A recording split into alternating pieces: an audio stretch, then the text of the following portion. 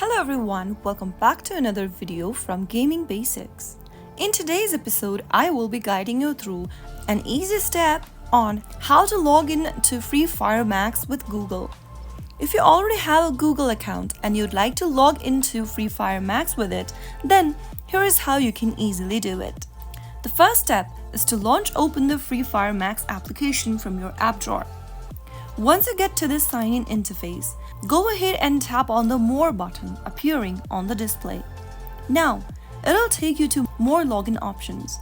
Tap on Sign in with Google and then tap the Continue button to end up in accounts.google.com, from where you can choose an existing account or sign into your Google account by entering your email or phone number associated with Google. Enter your email or phone and tap on the Next button.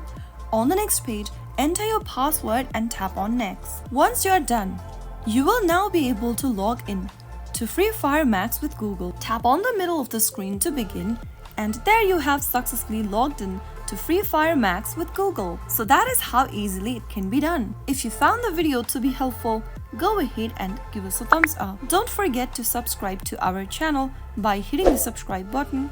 Also press on the notification bell so that you'll never miss another upcoming upload from us.